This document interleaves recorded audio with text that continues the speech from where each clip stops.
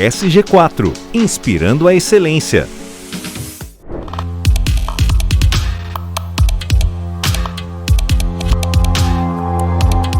Vamos para um próximo episódio aqui do Gestão em Ação. Hoje vamos falar sobre controle biológico. Como que esse tema, hoje utilizado nessa tecnologia no agronegócio, pode contribuir para a jornada de sustentabilidade. Recebo aqui Ricardo Machado, ele é gerente de assuntos regulatórios da Koppert, uma empresa multinacional, sediada aqui no Brasil, que trabalha com esse tema. Ricardo, seja bem-vindo. Obrigado, Ivo. É um prazer estar aqui, poder participar e falar um pouquinho do controle biológico, para o público em geral aí apresentar o que a gente tem de tecnologia.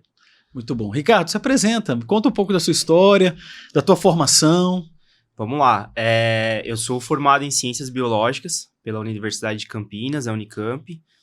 Fiz uma pós-graduação também em Administração de Empresas na Fundação Getúlio Vargas. E hoje estou como gerente de assuntos regulatórios na Koppert aí, trabalhando nessa empreitada de fomentar o controle biológico aí no Brasil. No Brasil. O Ricardo, é comum que normalmente nesse início, né, do episódio, eu sempre pergunto para o entrevistado como que esse tema hoje ele contribui e colabora para uma jornada de sustentabilidade, né? Então, e também de gestão, né? Porque esse tema ele apoia muito, né, obviamente, o agricultor. Mas me fala aqui, dentro da tua percepção, dos seus conhecimentos, como que controle biológico hoje ele se relaciona com sustentabilidade? Vamos lá. Primeiro, para apresentar para o pessoal, né, o que é o controle biológico, acho importante contextualizar. O controle biológico de pragas agrícolas ele é mais uma ferramenta, mais uma tecnologia para o que a gente chama de manejo integrado de pragas, né? Uma praga, na verdade, ela é um inseto ou um fungo que já existe ali na natureza, mas que está em desequilíbrio e acaba causando um dano econômico.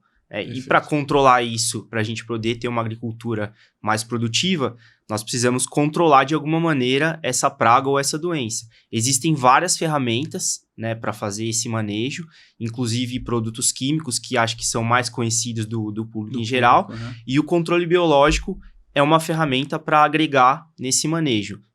Ele já existe de uma forma mais amadora, diríamos assim, há bastante tempo, mas de 15 anos para cá, realmente a tecnologia veio se desenvolvendo e agora é uma tendência que não tem mais como parar, né? E no meu ponto de vista, isso está 100% ligado com o tema de sustentabilidade, porque o produto biológico ele é um produto mais sustentável no sentido de que ele é menos tóxico para a natureza, menos tóxico para o usuário, né? Ele não deixa resíduo, ao contrário do produto químico. Então, ele está 100% conectado com essa questão da sustentabilidade. Muito bom. Ricardo, assim, hoje vamos falar um pouco dos tipos de controle biológico, né? Então, tem bactéria, fungo, nematóide. Fala um pouco quais são os controles biológicos, que tipo de micro-organismo a gente coloca para fazer controle, a amplitude disso, né? Legal que você falou micro-organismo, e na verdade não está restrito apenas a micro-organismos, né? Inclusive, nós dividimos aí de uma forma bem genérica o nosso portfólio de produtos em dois segmentos, os micro-organismos e os macro-organismos. Qual que é a diferença? Os micro-organismos são aqueles organismos realmente invisíveis, vírus, bactérias, fungos, que para olhar você precisa colocar no microscópio.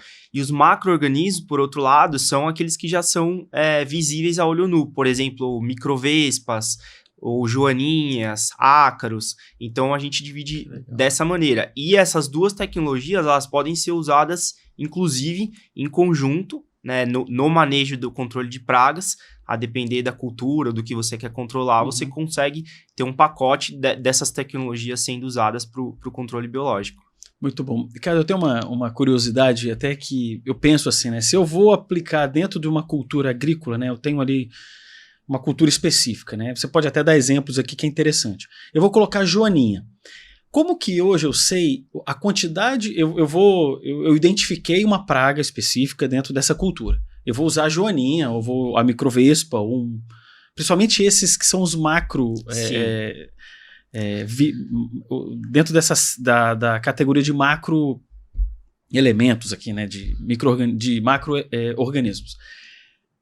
Como que eu calculo a quantidade de joaninha que eu vou colocar numa quantidade? Porque eu também não posso desequilibrar colocando mais. Perfeito. Como que isso acontece? Conta pra gente, eu tenho essa curiosidade.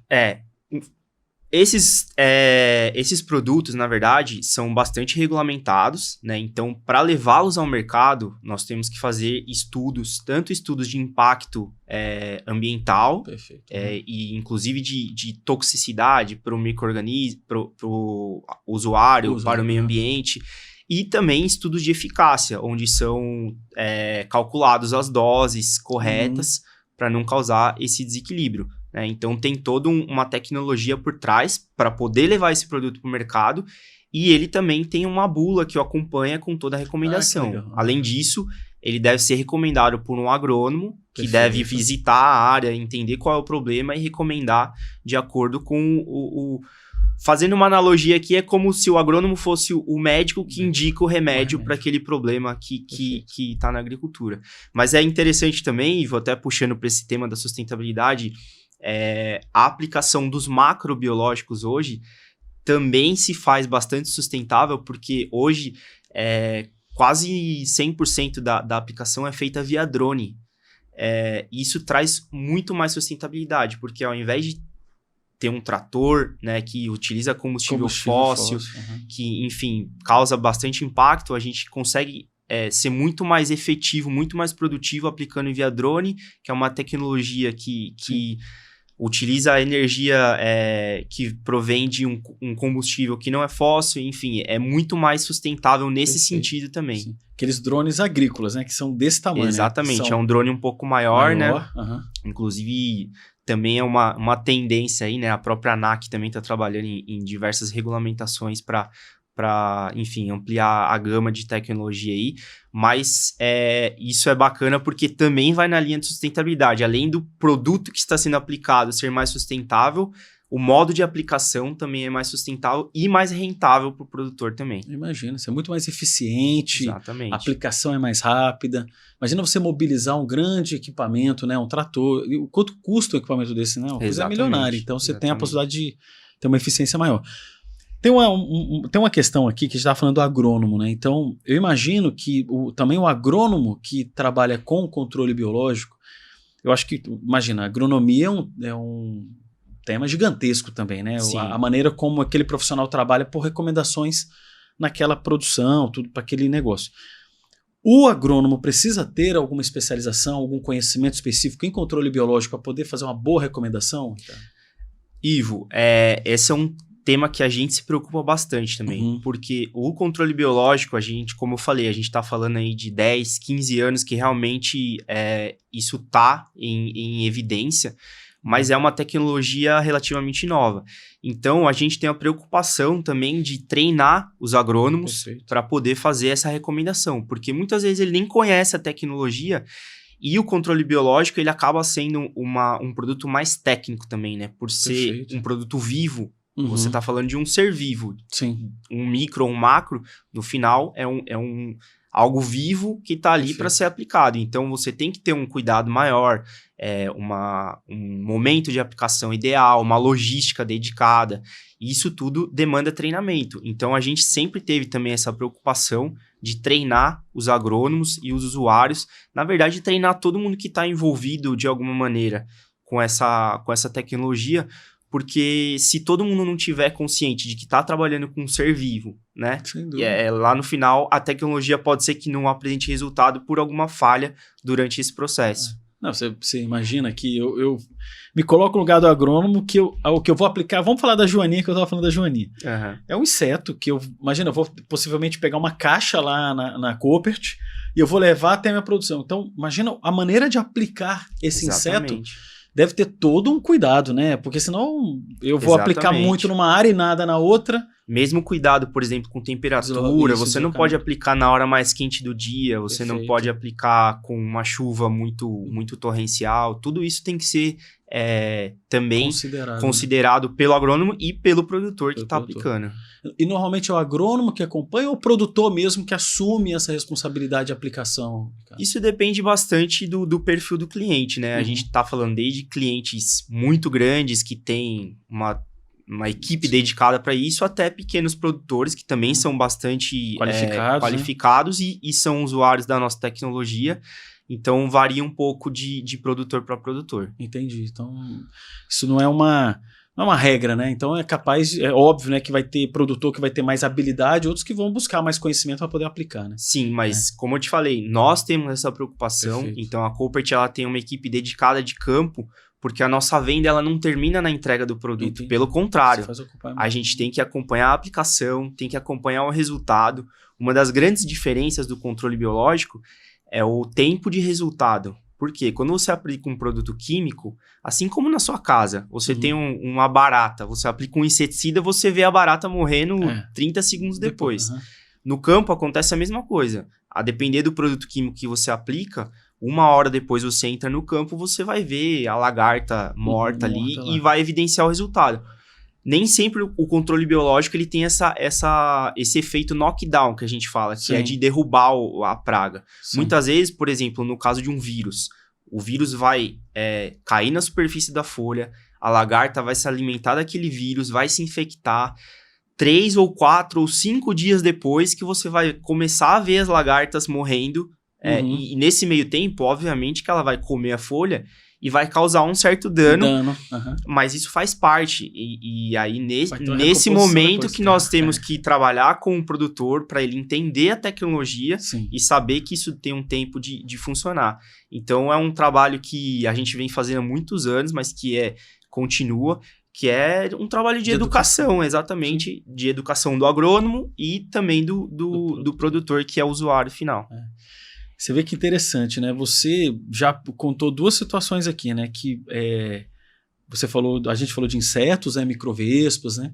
E também de um exemplo de vírus que é para lagarta, né? Exato. Tem outros exemplos que você possa trazer? Eu sei que tem nematóide, né? Isso. Tem o nematóide, ele é até uma tecnologia... É um pequeno verme, né? É um vermezinho. Né? Exatamente. Ele é um verme, como se fosse uma minhoquinha minúscula, né? De milímetros ou menos que isso até.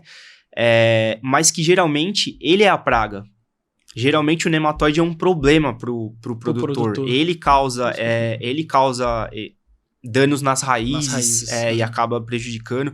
Mas o nematóide que a gente vende, ele é um nematóide, a palavra técnica é um entomopatogênico. Traduzindo isso para o público, ele é um nematóide que ataca o inseto.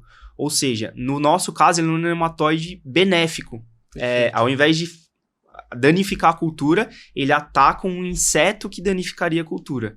Como que isso, ele não vai na raiz? O nematóide é dentro do solo? Não, você aplica no solo, ele fica ali no ecossistema do solo, mas existem muitos insetos que atacam a raiz. E ele acaba infectando esse inseto, né? Ele entra pelos buracos respiratórios do inseto, geralmente na película dele, ele tem alguns buraquinhos para poder respirar. O nematóide penetra por ali, infecta o inseto e ele acaba se reproduzindo ali dentro e gerando mais nematóides, né? Então, é uma tecnologia bem interessante, inclusive porque como ele tem essa mobilidade no solo, ele caminha e vai até o inseto. Então, é uma tecnologia bastante inovadora também. Sim.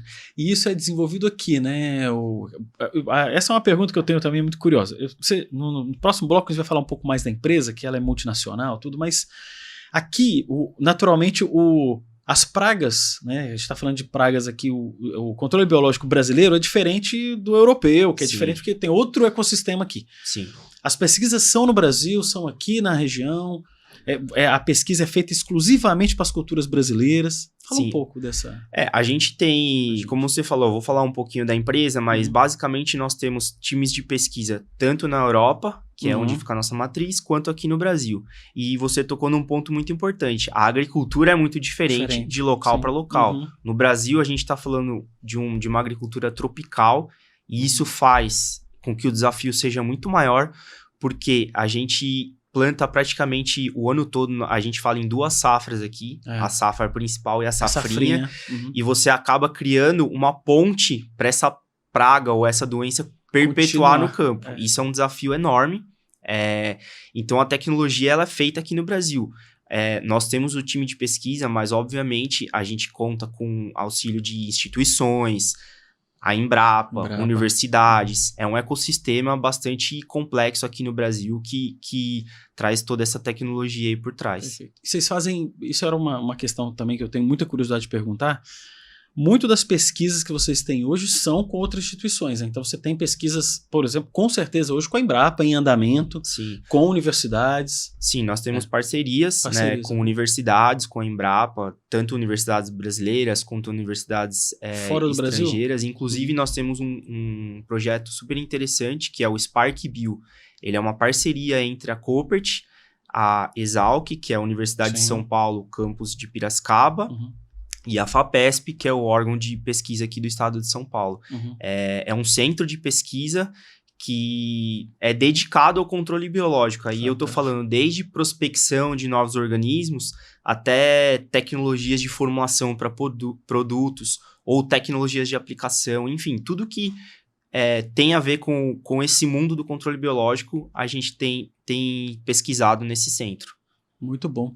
Eu imagino, né? Porque se você tem um pesquisador, uma pessoa com doutorado lá, e com certeza tem muitas pessoas qualificadas dentro da Coopert, você fazendo esse trabalho junto com instituições, vocês publicam, né? Muitos papers, vocês devem ter uma publicação comum e conjunta, né? Vocês publicam porque você precisa ratificar, né? Você precisa, obviamente, dar subsídio científico para a sua pesquisa, né? Isso é comum? Hoje vocês têm muitos trabalhos? Sim, inclusive uma pesquisadora nossa recentemente publicou na Nature. Olha que legal, cara. A Nature, falando para o público, é uma revista muito, né, assim, famosa, né, no mundo da biologia, das ciências biológicas, né? Ela tem uma relevância bastante importante no mundo científico, exatamente. Então, isso mostra um pouquinho da capacidade do nosso time de P&D, juntamente com as instituições, de gerar tecnologia realmente. Então, a gente é bastante forte, né, nesse sentido. É um dos DNAs da Coopert,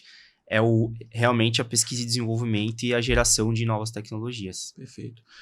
Nessa jornada da sustentabilidade, até para a gente falar um pouquinho mais disso, a maneira como esse produto é colocado no produtor é uma curiosidade também, sabe, Ricardo? Assim, o produtor ele tem noção que quando você o aborda, né, o time da Coopert aborda, o produtor tem noção que ele está contribuindo para uma questão mais sustentável?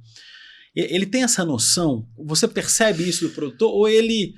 isso aqui eu estou buscando um produto para controlar um problema que eu tenho. Mas ele sabe o tanto que ele está contribuindo para a sustentabilidade? Ivo, essa é uma pergunta, acho que interessantíssima. Porque no final do dia, o produtor, ele mira a produtividade. Perfeito. Ele a agricultura, para ele, é um negócio. Então, ele precisa de rentabilidade. Geralmente, o que demanda... o que motiva ele a procurar novas tecnologias, novos produtos é a produtividade e a rentabilidade. Porém, cada vez mais a gente vê que ele se preocupa com esse lado da sustentabilidade. E isso também passa por uma pressão até do mercado e do consumidor. Quando a gente fala, por exemplo, do mercado exportador de frutas, a gente vê uma pressão muito grande de outros países pela rastreabilidade do alimento, por saber o que foi aplicado para o controle de praga. E nesse sentido, o produtor também está sendo pressionado a buscar tecnologias mais sustentáveis. Então, acho que nesse caminho, o controle biológico resolve 2 problemas. Além do controle da praga, que no final vai levar à produtividade, ele também vai nessa linha mais sustentável que habilita, por exemplo, uma exportação para um país que é mais restritivo nesse sentido.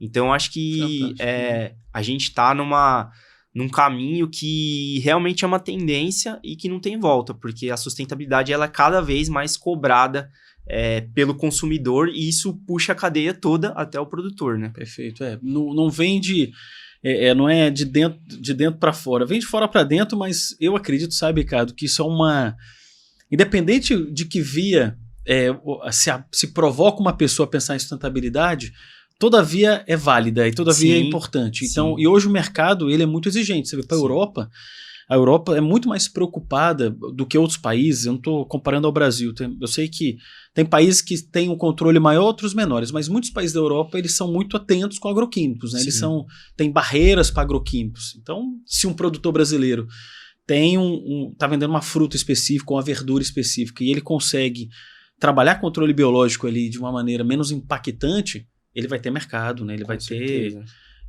espaço para entrar em outros países. Né? Então, Ivo, e é engraçado notar que essa pressão que vem, né, do próprio mercado, dos consumidores, ela puxou o produtor para esse lado de sustentabilidade, mas agora a gente vê que o próprio produtor também está indo nessa linha. Então, no final, as coisas se encontram nessa linha da sustentabilidade, porque o produtor acaba também até se sentindo mais tranquilo de usar uma tecnologia que ele sabe que é menos tóxica, menos agressiva para o meio ambiente, menos agressiva até para ele como aplicador. Então, acho que essa linha da sustentabilidade, ela tá vindo dos dois lados e ela é uma tendência que a gente não tem mais como segurar. Como voltar. Muito bom, Ricardo. Agradeço aqui. A gente termina aqui o primeiro bloco. Vamos para um pequeno intervalo. Espero você para a gente falar um pouco mais sobre a empresa. Até lá.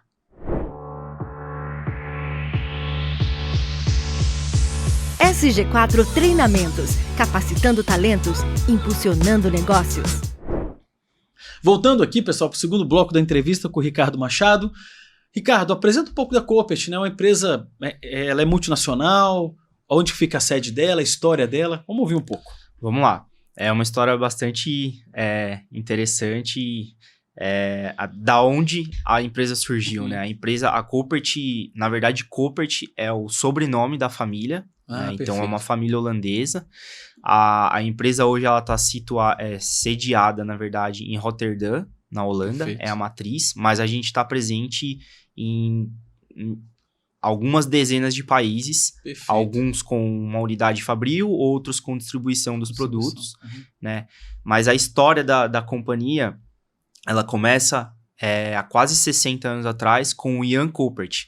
Ele era um produtor de pepino na Holanda, né? E eles aplicavam bastante produtos químicos para controle das pragas. E em dado momento ele acabou ficando doente, começou a ter dores de cabeça frequente, e teve que se afastar da lavoura dele por conta disso. E o que estava causando essa doença ou essa dor de cabeça eram os produtos químicos, que eram muito fortes, enfim, estavam sendo utilizados. Como ele se afastou, o que ele pensou? Eu não estou cuidando da minha lavoura, a hora que eu voltar vai estar, né, vou ter que começar do zero. E aí depois, quando ele se recuperou e voltou para a lavoura, para surpresa dele, a lavoura dele estava melhor do que ele tinha deixado. Olha que coisa, cara. E aí ele começou, interessante, ficou curioso e foi investigar. E aí ele começou a olhar com mais calma a planta do pepino e ele viu que tinha um ácaro que estava predando o outro ácaro, que era o maior problema dele. Então, ele falou, se eu deixei aqui, o próprio ácaro restabeleceu o equilíbrio, começou a predar o outro ácaro, isso aqui pode ser alguma solução.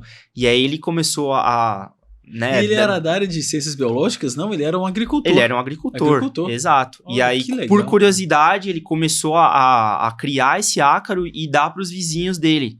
E começou a funcionar também nas lavouras dos vizinhos. E daí...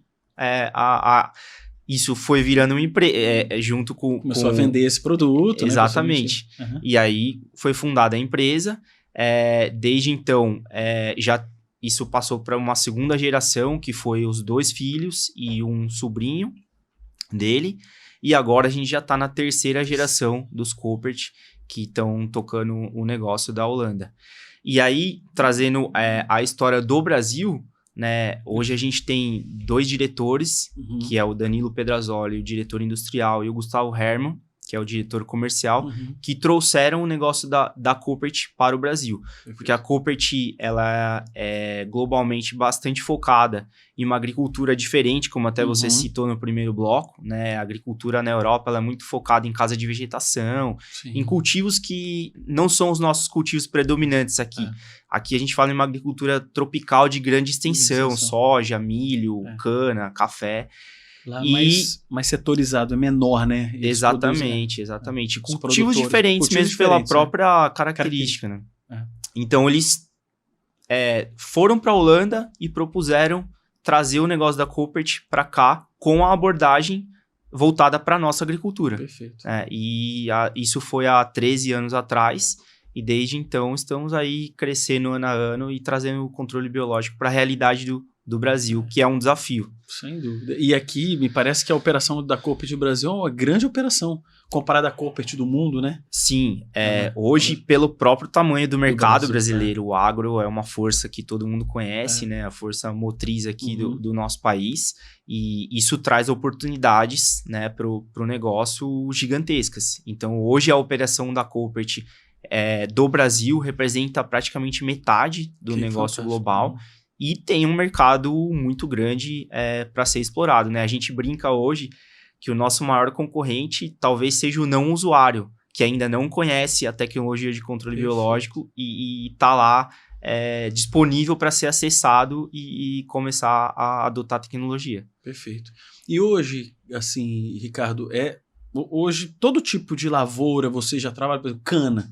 Cana eu sei que aqui no estado de São Paulo tem. Vocês têm hoje controle biológico para cana? Sim, cana, inclusive, é uma das culturas precursoras do controle biológico. Legal. Eles já utilizam há muito tempo, há muitos anos, né? A gente tem uma microvespa chamada Cotésia, que já é utilizada muito por usinas de cana. Então, é uma das culturas que, na verdade, mais fomentaram o controle biológico é a cana-de-açúcar. E essa microvespa ataca o quê? É um outro inseto? Ela ataca uma broca, que fura Perfeito. a cana, né? E acaba impactando na produtividade. Então, ela consegue ir atrás dessa broca e predar ela. Predar ela. Que interessante. O Ricardo, e falando um pouco da extensão da Coopert no Brasil, né? Vocês têm revendas, né? Vocês têm... A produção é aqui, Olambra, não é? Isso, em Piracicaba, Piracicaba. A produção é Piracicaba e vocês têm revendas no Brasil inteiro. Hoje... na verdade, nós temos hoje a produção e nós temos um time de campo para venda. E a gente tem parcerias com grandes revendas para distribuição, mas também a gente atende desde do produtor... de um grande produtor, uma usina de cana, por exemplo, que eu citei, até pequenos produtores. A gente tem um time preparado para atender diferentes tipos de cliente. É porque eu penso assim, né? Me corrija, tá? É só a pessoa que produz uma leguminosa, né? Então, por exemplo, tomate é um fruto, né? O tomate você não tem 45 mil hectares de tomate, né? Sim. É uma coisa um pouco mais controlada ali, é menor a produção, porque é uma produção mais delicada, né? Exato. Aí esse também possivelmente usa o tomate. Sim, e o tomate se aproxima muito da realidade que a gente falou do produtor da Europa, que a gente fala que é um cultivo de menor extensão, porém de mais valor agregado. Perfeito. Né? 1 hectare de tomate, ele rentabiliza muito mais que 1 hectare de cana, por exemplo. Mas são negócios diferentes. Sim, e a gente está preparado para atender tanto um quanto o outro. Sim. Milho tem? Vocês têm milho também? É muito forte na safrinha, como eu falei. Porque, né? Safra é muito forte, né, o milho. Isso. Muitos produtores que plantam soja na safra, na safrinha fazem a cultura do milho. Então, a gente também é bastante forte. Café... soja? Tem soja é o nosso principal... É o principal... E o que vocês aplicam na soja de controle biológico? O que tem? A gente tem um portfólio extenso. É mesmo? São vários produtos, desde tratamento de semente, que é prévio ao plantio, né? Você trata a semente com aquele produto antes de plantar, até doenças de final de ciclo, enfim, tem manejo em todas as etapas da cultura. Imagina, é muito forte, porque o Brasil tem uma produção de soja gigantesca, né? Então, exatamente. Mato Grosso, né? Ali no Goiás tem, sim. Né? Luiz Eduardo Magalhães, ali na parte do oeste baiano. É muito forte. É muito forte essa parte, né? Exatamente. E a gente tem tanto nosso pessoal, né, que são os consultores técnicos de venda, assistentes técnicos, e as nossas revendas parceiras também nessas regiões para fazer distribuição dos nossos produtos. Perfeito. Ricardo, falando um pouco ainda da Cooper, que eu acho interessante abordar, vocês têm um relacionamento muito forte com a Anvisa, por exemplo, né? E isso é uma área que você coordena. Exato. Esses produtos têm uma fiscalização muito grande, né? Da Anvisa, do MAPA, possivelmente do Ministério da Agricultura, também da CETESB. Fala um pouco sobre esse controle, porque isso não é feito de uma forma assim, vamos aplicar. Existe um sistema regulatório muito forte por trás, né? Exatamente. Essa é a palavra. Eu sou o gerente de assuntos regulatórios e muita gente não sabe o que faz o departamento de assuntos regulatórios. E o departamento é justamente para isso, né? Os produtos para controle de pragas são altamente regulamentados. Existe uma lei, um decreto e uma série de requerimentos que a empresa deve seguir e os produtos devem seguir para poder ir no mercado de uma forma legal. Né? Então, hoje, quem regulamenta os produtos são basicamente 3 órgãos federais. O Ministério da Agricultura, a Anvisa, que é o Ministério da Saúde, e o IBAMA, que é a parte do meio ambiente. Uhum. O Ministério da Agricultura, ele basicamente controla se o produto é eficaz ou não para aquela praga. Perfeito. A Anvisa, ela se preocupa com o produto do ponto de vista da saúde do aplicador, ou seja, se aquele produto tem algum impacto para a saúde do aplicador ou não, assim como eu estava contando a história do Ian Coopert, nosso fundador. E o IBAMA, ele analisa o produto do ponto de vista do impacto que ele causa ao meio ambiente. A pergunta que você me fez no primeiro bloco, se isso causa um desequilíbrio ou não, eu tenho que fazer estudos que comprovem que o meu produto ele não vai afetar o meio, não vai desequilibrar de alguma outra maneira. Então, são produtos altamente controlados, altamente estudados, que quando vão para o mercado, já passaram por um crivo gigantesco de análise, de estudos, e são completamente seguros e eficazes para chegar no mercado. Perfeito. Tem uma instituição, o CTN-Bio, vocês têm relacionamento com o CTN-Bio também? A gente tem, na verdade, alguma relação do ponto de vista de patrimônio genético. Perfeito. O que é isso? Transformando em palavras que todos possam entender. O patrimônio genético ele é tudo aquilo que é de posse do Brasil. Então, por exemplo, se eu isolo um organismo e eu transformo aquilo num produto, eu tenho que, de alguma maneira, repartir os benefícios que eu estou tirando desse organismo com a União. Então, quando a gente começa uma pesquisa com um micro ou um macro-organismo, eu já tenho que informar o governo, né, sobre a pesquisa que eu estou fazendo, porque possivelmente lá na frente, se isso vir um produto comercial, a gente tem que fazer todas as repartições que possivelmente possam acontecer. E o CTN-Bio também, ele regulamenta a parte de alterações genéticas, de organismos geneticamente modificados. Até pouco tempo atrás, os produtos que a gente vende não poderiam ter esse tipo de modificação. Mas recentemente, uma adequação na lei trouxe essa possibilidade, né? Então, caso a gente venha a pesquisar e desenvolver algum produto que tem alguma alteração genética, isso tem que passar primeiro pelo CTN-Bio, por uma análise deles. Uma vez que o CTN-Bio aprova, aí a gente pode ir para o processo de registro convencional aí que eu falei anteriormente. Perfeito.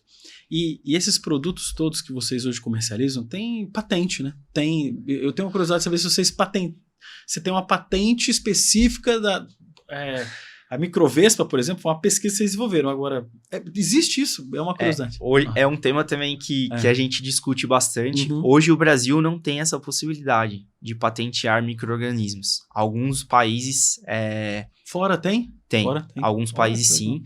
É um trabalho que a gente está desenvolvendo, não é rápido também, né? A gente tem o INPI hoje aqui no Brasil, que é um órgão bastante competente nesse sentido. Nós temos conversas com eles, e aí eu falo não só a Coopert, eu falo o mercado de controle biológico. Então, é um tema que com certeza será bastante discutido nos próximos anos, a possível patentabilidade de micro-organismos. Porque eu acho que o micro-organismo hoje que é in natura, você pegou na natureza e multiplicou ele, talvez o método que seja o que você vai patentear, porque o organismo ele tá na natureza. Agora, o geneticamente modificado aí não, você tem uma pesquisa específica para aquele fungo que vocês desenvolveram especificamente, ali talvez se aplique mais. Exatamente. Você acha que você vai conseguir... A ideia é patentear também por exemplo, esse nematóide, vou dar um exemplo especificamente. Esse pequeno vermezinho, esse nematóide, ele já está na natureza, já disponível como um fungo qualquer, ou a vespa. A vespa possivelmente já estava já disponível lá, como já interagir naquele ecossistema. Quando vocês querem patentear o método ou... assim, uma dúvida, o que você está buscando patente? Na verdade... O que vocês estão discutindo, né? Esse mundo da propriedade intelectual, né, que envolve patente e outros tipos de proteção é bastante complexo. Sim, né? Então a gente, obviamente, tem discussões internas e também como um setor, como eu disse, né? Mas é uma coisa ainda muito incipiente para o mercado de controle biológico. E do ponto de vista de negócio também, a patente ela também tem dois lados, né? Você protege a tecnologia, mas depois de um certo tempo ela acaba caindo no domínio público. Então também é uma estratégia de negócio que a ser discutida, né? A depender do que a companhia vai querer, porque tem esse outro lado também, né? Por exemplo, a gente usa o exemplo clássico da Coca-Cola, né? Por que a Coca-Cola não é patenteada? Porque depois de algum tempo ela cairia no domínio público, eles optaram por não patentear. Então, tem esses dois vieses, um que é mais técnico, que a gente está discutindo as possibilidades, e um que é mais do ponto de vista de negócio, se realmente analisar se é interessante ou não ir para uma patente. Muito legal. Essa questão da Coca, eles guardam em segredo o xarope, né? Porque a mistura da água com gás ali, o xarope. Eles guardam as 7 chaves no xarope ali, que é o segredo do gosto, né? Exato. E realmente uma estratégia de longo prazo pensar nisso, né? Exatamente. Ricardo, muito bom. Pessoal, vamos encerrar esse segundo bloco. O próximo, vamos falar um pouco do produtor. Eu quero fazer umas perguntas interessantes aqui para o Ricardo. Te espero lá. SG4 Soluções Integradas. Consultoria estratégica para um futuro sustentável. SG4 Gestão Ocupacional. Trabalhe com segurança, viva com saúde. Voltando aqui para o terceiro bloco da entrevista com o Ricardo Machado, tem uma curiosidade, Ricardo. Assim, como que hoje você vê? Hoje no Brasil a gente tem pequenos e médios produtores, né? Você tem grandes produtores, como você falou nos blocos anteriores, vocês atendem do micro, do pequeno, do médio e do grande. Então vocês hoje o produto de vocês é aplicável a qualquer um desses tamanho de produtores. Sim. Mas como é que você vê? A gente tem aqui esse programa, né, Ricardo? Ele tem um foco em sustentabilidade e gestão. A gente fala muito de gestão, de planejamento, de estrutura. E hoje eu tenho uma percepção que o produtor rural, o grande é muito provocado a fazer já trabalhos de planejamento. O grande tem planejamento estratégico, o grande já olha inovação de uma forma diferente. Ele tem ferramentais já, obviamente porque ele seguiu num processo de investimento maior, ele tem mais pessoas trabalhando, você tem mais técnicos ao lado, fica mais fácil. Agora imagina um pequeno produtor que é familiar, na maioria das vezes ele tem uma cultura ali que ele cuida de forma mais pessoal, né? Eu vejo que há uma necessidade do desenvolvimento do pequeno e do micro produtor e do médio produtor a ferramentas de gestão. É importante que ele tenha ferramentas de planejamento, uma gestão de rastreabilidade. Eu queria conversar com você sobre isso nesse bloco. Vocês hoje da Koppert, nos treinamentos, vocês abordam esse tema? Vocês estimulam os agrônomos, né, também, porque o agrônomo, imagina, o agrônomo também é uma empresa. Muitos agrônomos, eles são pequenos empresários que dão assessoria para diversos produtores, emitem uma nota, eles têm uma assessoria, né, que também é uma empresa, então que também tem que se estruturar como empresa. Sim. Não é só... O agrônomo não é só ir lá e trabalhar no aspecto técnico dele, mas ele está atuando de uma forma empresarial. Perfeito. Você vê esse mercado, né? A Koppert hoje provoca isso nos treinamentos, de uma qualificação maior do empresário, olhando para o produtor, olhando para o agrônomo ou para o profissional que leva o produto de vocês. E como que vocês interferem nisso? Porque eu imagino que qualificando melhor a cadeia, você tem uma aplicação melhor do seu produto, né? Então fala um pouco pra gente sobre isso. Perfeito. Ivo, eu acho que esse tema é totalmente ligado. A agricultura é gestão. Perfeito. A agricultura é planejamento e gestão. Desde o pequeno até o gigante. Uhum. O agricultor, ele tem que fazer a gestão. Desde da pré-safra, ele tem que planejar a compra da semente, com o que ele vai tratar o solo dele. Ele tem que prever clima, Perfeito. que é um fator totalmente... não controlável, né? Controlável, mas que influencia diretamente a Perfeito. produtividade, o timing de plantio, se ele planta um mês antes, se ele planta 15 dias depois. Então... ele pode não ter consciência hoje, o pequeno produtor, mas ele faz gestão o ano inteiro. O ano inteiro. Perfeito. E como que a gente ajuda? E a gente precisa ajudar. Por que a gente precisa ajudar? Porque dentro disso tudo, o controle biológico exige mais gestão ainda. Perfeito. Porque, como eu expliquei, ele é um produto muito técnico. Eu não posso aplicar com qualquer clima. Eu não posso ter uma logística que prejudique o produto. Então, de novo, a agricultura por si só já é sobre gestão. Com o controle biológico é mais ainda. Perfeito. Então a gente precisa auxiliar o produtor nesse sentido. Como que a gente faz isso? A gente tem uma equipe dedicada de campo, né, que atende, que está junto. Como eu falei, não, a venda não termina na entrega do produto, pelo contrário, a gente acompanha toda a aplicação, até o resultado, a colheita, porque a gente traz isso para dentro de casa para ter dados também. E a gente tem algumas ferramentas da empresa que a gente disponibiliza. Por exemplo, nós temos o Copert Academy, que é é online? É online. É EAD. É um EAD que a gente disponibiliza alguns módulos de cursos que treinam e capacitam desde o nosso time interno até parceiros, produtores, enfim. Tem diferentes módulos, né? Isso traz muita informação, né, para o produtor.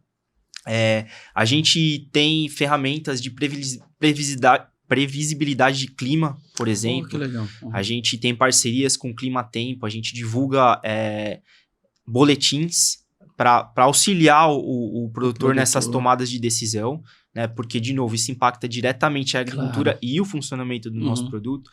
A gente tem hoje, já depois de alguns anos no mercado, a gente está falando aí de 12, 13 safras, a gente já tem um volume interessante de dados dentro da companhia, que a gente consegue fazer análises de produtividade, de variação de praga, de regiões do Brasil. Então, hoje a gente tem essa inteligência dentro da companhia para auxiliar tanto o nosso pessoal quanto o produtor.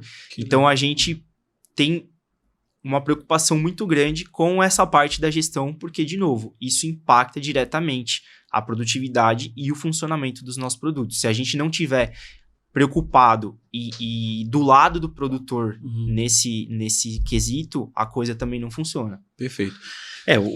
O produtor rural, ele tem que se preocupar com gente, com a qualificação das pessoas que trabalham com ele. Imagina, ele é o decisor ali, ele é o proprietário da empresa dele, ele é o produtor líder, proprietário da terra e do que ele vai plantar e como plantar, e também do recurso financeiro que vai investir.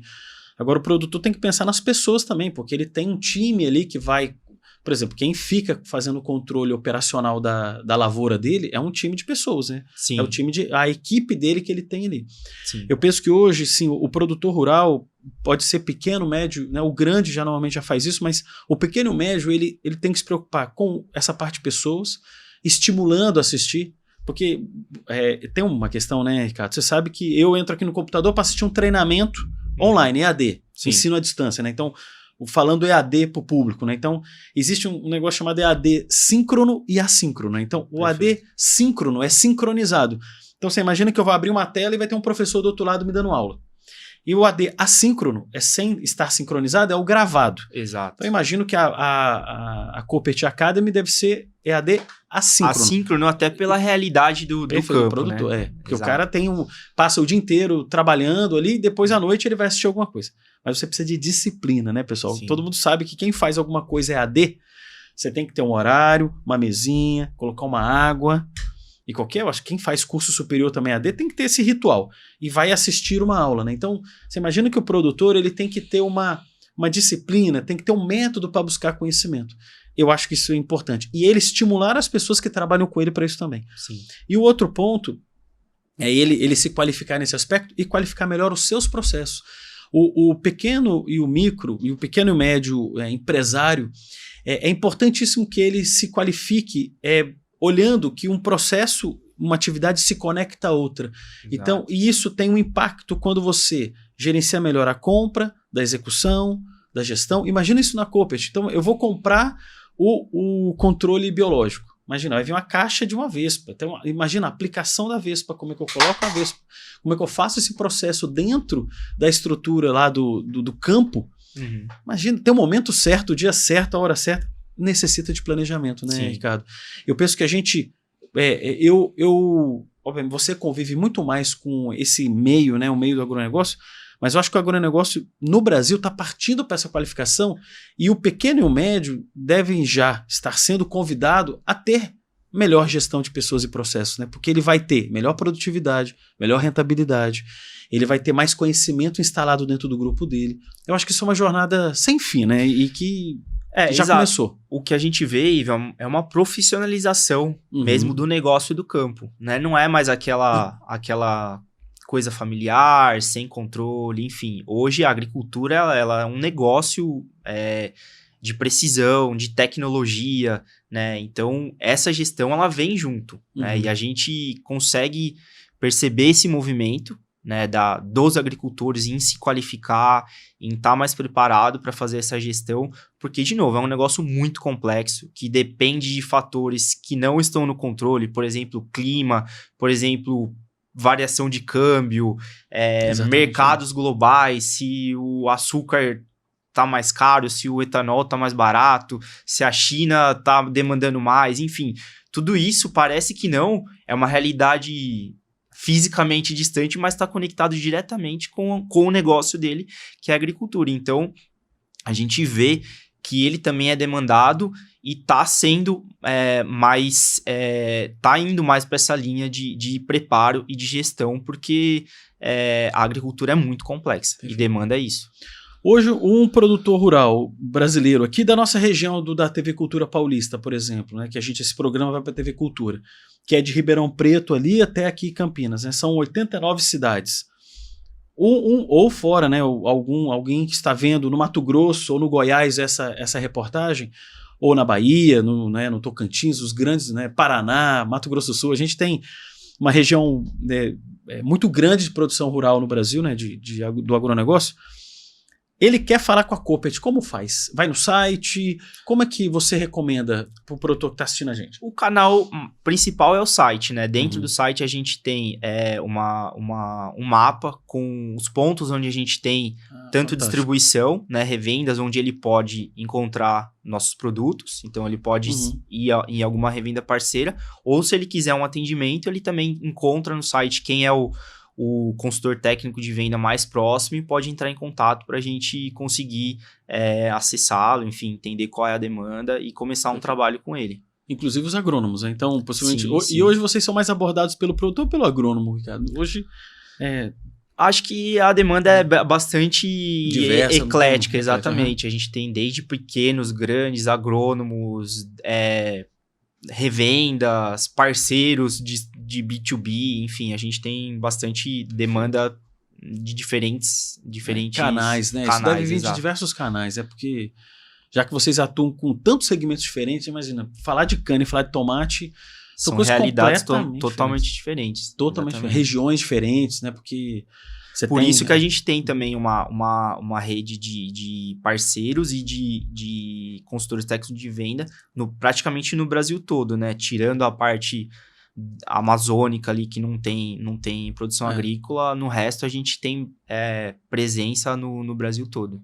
Tem muita fruta no Nordeste, né? Exatamente. Lá o Nordeste é muito forte em frutas. Parte de Petrolina ali, da região da Bacia do São Francisco também, que é uma agricultura de alto valor agregado, né? Diferente da soja, do milho, enfim. Mas a gente tem também um portfólio bastante interessante para esse tipo de produção. Chegando aqui para o final do programa, Ricardo, vamos falar de futuro. Eu gosto muito de discutir sempre com os entrevistados aqui o futuro, né? A gente tem que olhar para frente, né? Como é que você imagina esse segmento no futuro? Ou vocês discutem isso internamente na Coopert? Como é que vai estar o controle biológico lá na frente? Se isso existe já uma discussão de vocês? E a sustentabilidade, como que você vê essa jornada para esse mundo que você vive, do agronegócio, desse produto? Fala um pouco, como é que vocês já discutem o futuro? Acho que futuro a gente discute todo dia, né? Em todo negócio, é a preocupação aí. Mas eu vejo um futuro, assim, eu vejo um caminho sem volta, tanto para o controle biológico quanto para a sustentabilidade, que para mim são temas intrinsecamente ligados. Né? A gente pensa isso lá na frente, e eu sou biólogo, então eu brinco que já foi o século da química, da física, da matemática. Para mim, seguramente, esse aqui é o século da biologia. Perfeito. Não só na área agrícola, mas acho que nanotecnologia, enfim, tecnologias relacionadas à biologia que vão ser desenvolvidas aí nos próximos anos. E eu vejo que o negócio da Coopert é totalmente conectado com essa parte da sustentabilidade. Então, para mim, a gente tem um valor a ser explorado ou destravado aí no negócio gigantesco, né? E, de novo, é um caminho sem volta, porque isso está sendo demandado da sociedade, do mercado, enfim, de todos os lados, e a gente precisa ter essa preocupação, né? De perpetuar aí os recursos do planeta. A agricultura passa muito por isso também, né? A gente utiliza uma área para se plantar bastante grande e tem um impacto relevante aí no planeta. Então, acho que o negócio da Coopert está totalmente conectado e eu vejo um futuro brilhante aí para o negócio. Eu penso, sabe, Ricardo, provocando você também que assiste o nosso canal, imagina daqui a 50 anos a quantidade de pessoas que teremos no planeta. Exato. Então, você imagina que hoje chega a 8 bi, né? Então, você tem hoje imagina a quantidade de pessoas para se alimentar, né? Então, e não são todas as áreas do mundo que são agricultáveis. Agricultáveis, a palavra certa.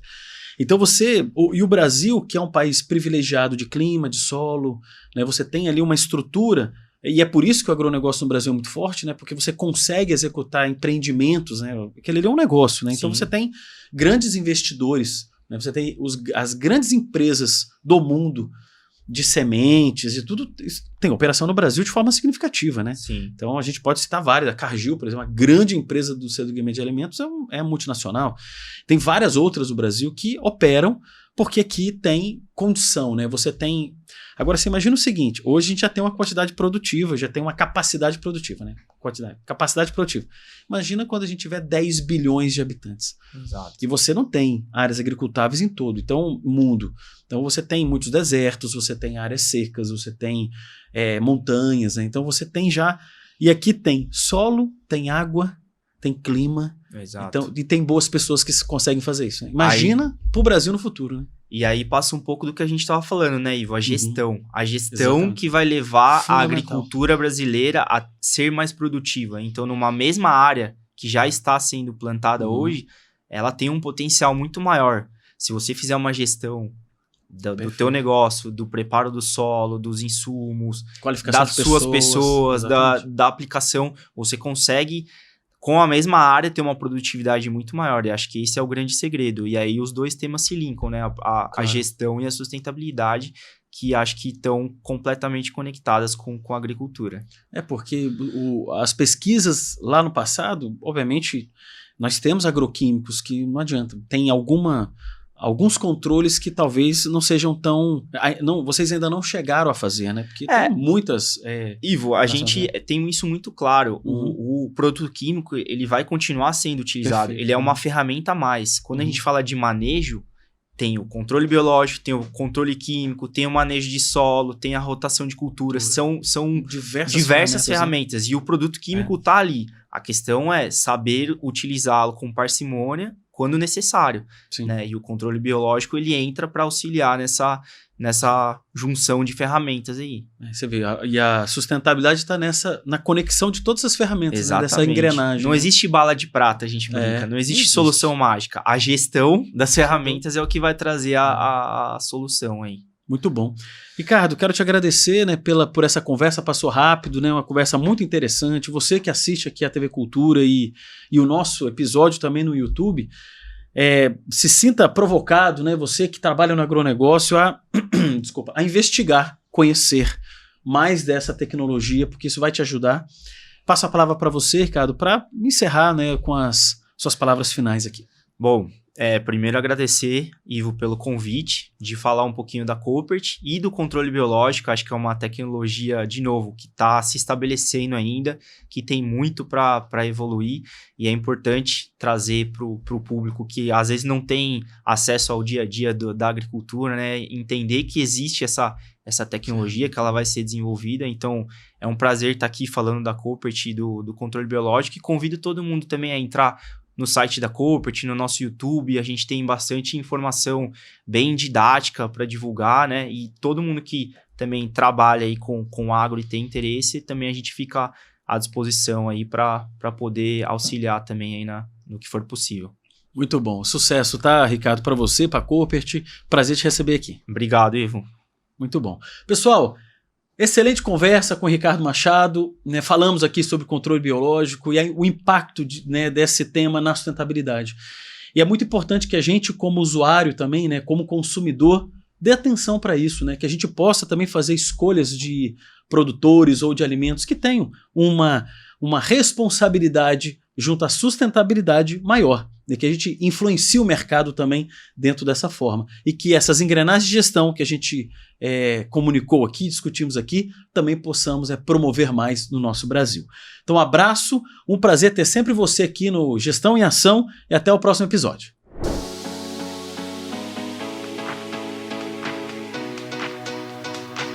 SG4, inspirando a excelência.